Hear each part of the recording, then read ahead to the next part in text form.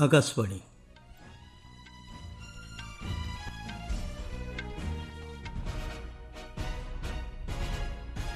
संवाद पढ़ुंटे उदयनाथ स्वाई। मुख्य संवाद।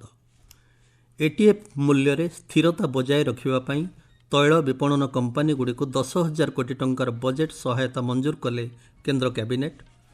पुरी रे आरंभ है विपर्यय परिचालना विपद ह्रास नहीं ब्रिक्स राष्ट्र समूह बैठक। कर्णाटकर 25तम मुख्यमंत्री भावे शपथ ग्रहण कले डीके शिवकुमार। प्रस्तावित भारत अमेरिका मध्यवर्तीकालीन वाणिज्य चुक्ति चूड़ांत हेबा नहीं आशा प्रकाश कले भारत में अवस्थापित अमेरिका राष्ट्रदूत। एवं इंडोनेशिया ओपन सुपर 1000 बैडमिंटन द्वितीय राउंड रे प्रवेश कले आयुष शेट्टी। केंद्र कैबिनेट भारतीय विमान कंपानी गुड़ी को सेमानंकर घरोई एवं अंतर्जातीय विमान सेवा पाई जेट इंधन एटीएफ मूल्य रे स्थिरता बजाय रखिबा निमंते तैल विपणन कंपानी गुड़ी को 10,000 कोटी टंकार एककालीन बजेट सहायता मंजूर करिसेंते। पश्चिम एशिया संघर्ष जोगु एटीएफ मूल्य रे अस्थिरता लगी रहिथिला। एटीएफ मूल्य निर्धारण को सहज करिया पाई तैल विपणन कंपानी गुड़ी को यही सहायता प्रदान कराजिबो। नुआदिल्ली रे आज सूचना और प्रसारण मंत्री अश्विनी वैष्णव गणमाध्यम को कहिसेंते यह एक आत्मनिर्भरशील राजस्व उत्पन्नकारी पांठी जहाँ अनुसूचित भारतीय विमान कंपानी गुड़िक पई एटीएफ मूल्य स्थिर करिबारे सहायक हेबा सहित विमान सेवा क्षेत्र सह जड़ित 77 लाख कर्मचारी को चाकरी क्षेत्र में सुरक्षा प्रदान करिबो। बेसामरिक विमान चलाचल पेट्रोलियम और प्राकृतिक गैस मंत्रालय एवं खर्च विभागर प्रतिनिधि मानकु नै गठित तदारख कमिटी कार्यान्वयन दाबी जांच समन्वय एवं समाधान तदारख करिबो। एटीएफ मूल्य स्थिरीकरण समर्थन 36 मास पई बलवत्तर रहिबो। पश्चिम एशिया संकट जोगु अंतर्जातीय एटीएफ मूल्य मार्च मासरे 2.5 गुणा वृद्धि पाई चलित वर्ष मई मासरे लिटर पिछा 142 टंकारे पहुंची। दिल्ली जातीय राजधानी अंचल में पुराना ट्रक एवं बस बदलाइबा पई जातीय राजधानी क्षेत्र योजना बोर्ड को सहायता पई योजना को केंद्र कैबिनेट अनुमोदन करिसेंते। 9,585 कोटी टंका व्यय बराद सह एही योजना जातीय राजधानी अंचल दिल्ली रे पंजीकृत ट्रक एवं बस मालिक माननकु BS4 किंबा पूर्व निर्गमन मानदंड पालन करुथिबा ट्रक एवं बस मालिक माननकु BS6 किंबा वैद्युतिक जान सहित बदलाइबा को प्रोत्साहित करिवार लक्ष्य रखिछि। श्री वैष्णव कहिसेंति दिल्ली जातीय राजधानी अंचल में वायु प्रदूषण ह्रास करिबा एवं स्वच्छ गतिशीलता को प्रोत्साहित करिबा एही 2 वर्षीय योजनार लक्ष्य रहिछि। एही योजना अंतर्गत प्राय 2 लाख ट्रक एवं 16,000 बस बदलाई दियाजिबो। अर्थनैतिक व्यापार संक्रांत कैबिनेट कमिटी ओडिशार रामेश्वरରୁ पारादीप पर्यंत नूतन उपकूल राजपथ निर्माण को मध्य अनुमोदन करिछि जहार मोट दैर्घ्य 163 किलोमीटर ऊर्ध्व हेबो। एही राजपथ प्रकल्प ओडिशार खोर्धा पुरी केन्द्रापड़ा एवं जगतसिंहपुर जिला दे गति करिबो। 8,300 कोटी टंकार ऊर्ध्व व्यय निर्माण हेबाकु थिबा एही प्रकल्प गुड़िक शेष हेबा परे रामेश्वर एवं पारादीप मध्य यात्रा समय प्राय 2.5 घंटा ह्रास पाइबार आशा करा जाउछि। उड़ीसा में कोस्टल हाईवे जो स्टेट की बहुत लंबे समय से एक डिमांड रही है बिकॉज कोस्टल एरियाज का बार बार साइक्लोन से इम्पैक्ट होना, कोस्टल एक्टिविटीज जो है फिशिंग हो, पान की खेती हो, धान की खेती हो, कई तरह के इकोनॉमिक एक्टिविटीज हैं और साथ ही साथ जो टूरिज्म और श्रद्धा के बड़े केंद्र हैं जैसे पुरी हो गया, चिलिका हो गया, इन सब की कनेक्टिविटी अलोंग द कोस्ट कैसे हो ये एक लंबे टाइम से उड़ीसा की डिमांड रही है। तो इस डिमांड को आज माननीय प्रधानमंत्री श्री नरेंद्र मोदी जी ने कैबिनेट में अप्रूव किया।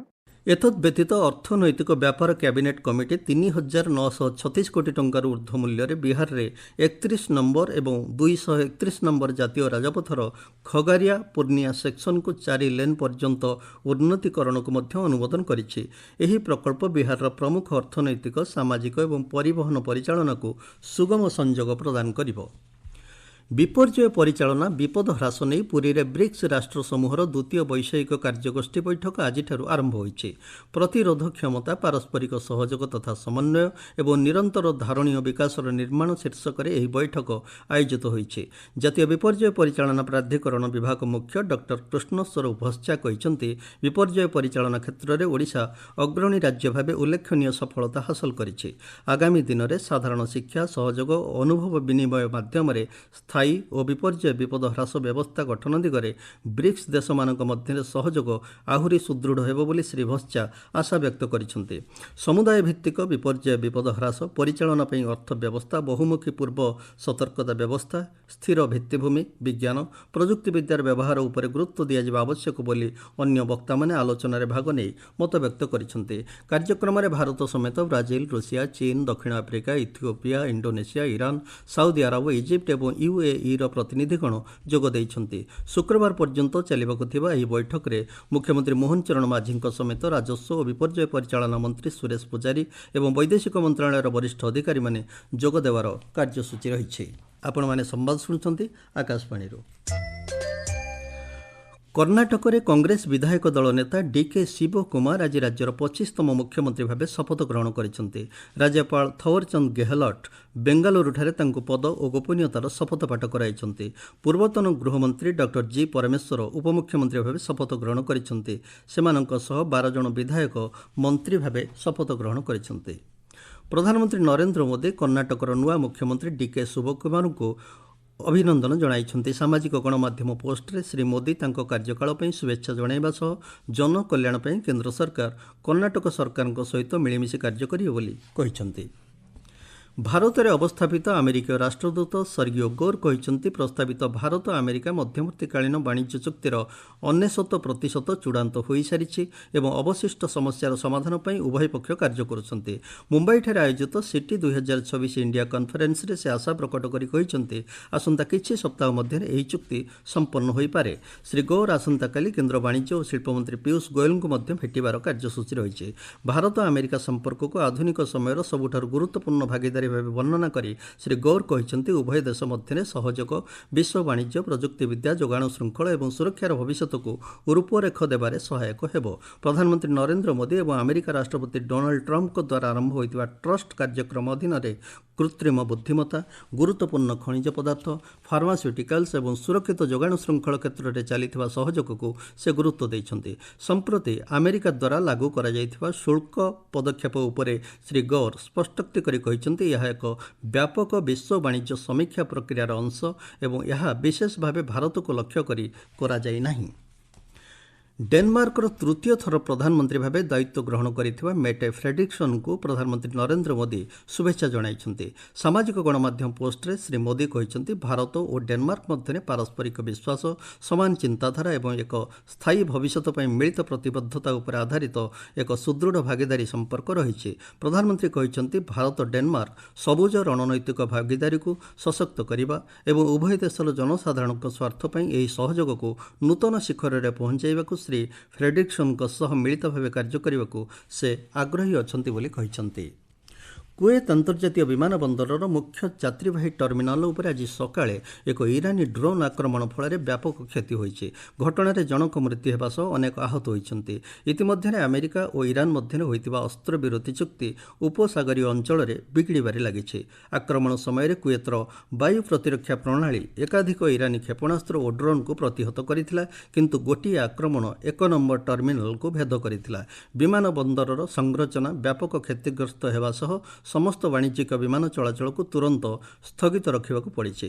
କୁଏତ୍ ଅଭିମୁଖେ ଆସୁଥିବା ବିମାନଗୁଡ଼ିକୁ ଆଞ୍ଚଳିକ ପଡ଼ୋଶୀ ବିମାନ ବନ୍ଦର ଆଡ଼କୁ ବଦଳାଇ ଦିଆଯାଉଛି। ତେବେ ପରବର୍ତ୍ତୀ ସମୟରେ କୁଏତ୍ ଏୟାରୱେଜ୍ ଏକ ଅଲଗା କ୍ଷତିଗ୍ରସ୍ତ ନ ହୋଇଥିବା ଟର୍ମିନାଲକୁ ସୀମିତ ବିମାନ ଚଳାଚଳ କରିବାରେ ସଫଳ ହୋଇଛି। ବ୍ୟାଡମିଣ୍ଟନରେ ଭାରତର ଆୟୁଷ ସେଟ୍ଟି ଏକ ଚମତ୍କାର ପ୍ରତ୍ୟାବର୍ତ୍ତନ ବିଜୟ ସହ ଚୀନର ୱେଙ୍ଗ୍ ହଙ୍ଗ୍ ୟାଙ୍ଗ୍ଙ୍କୁ 8-21, 22-20 ଏବଂ 21-15ରେ ପରାସ୍ତ କରି ଇଣ୍ଡୋନେସିଆ ଓପନ୍ ସୁପର 1000ର ଦ୍ୱିତୀୟ ରାଉଣ୍ଡରେ ପ୍ରବେଶ କରିଛନ୍ତି। ମିକ୍ସଡ୍ ଡବଲ୍ସରେ ମଧ୍ୟ ଭାରତ ଏକ ସ୍ମରଣୀୟ ବିଜୟ ହାସଲ କରିଛି। ରୋହନ କପୁର ଏବଂ ଋତୁପର୍ଣ୍ଣା ଗାଡେଙ୍କ ଯୋଡ଼ି ଚୀନ ତାଇପେଇର ୟାଙ୍ଗ୍ ପୋ ହୁଆନ୍ ଏବଂ ହୁ ଲିଙ୍ଗ୍ ଫାଙ୍ଗ୍ଙ୍କୁ ସିଧାସଳଖ 21-14 ଓ 21-14ରେ ପରାସ୍ତ କରିଛନ୍ତି। ମହିଳା ସିଙ୍ଗଲ୍ସରେ ଆଜି ଭାରତର ଉନ୍ନତି ହୁଡା ଜାପାନର ପୂର୍ବତନ ବିଶ୍ୱ ଚାମ୍ପିୟନ ନୋଜୋମି ଓକୁହାରାଙ୍କୁ ଭେଟିବେ। ମୁଖ୍ୟ ସମ୍ବାଦ ପୁଣିଥରେ। एटीएफ मूल्य स्थिरता बजाय रखापी तैल विपणन कंपानीगुड़िक 10,000 कोटी टंकार बजेट सहायता मंजूर कले केन्द्र कैबिनेट।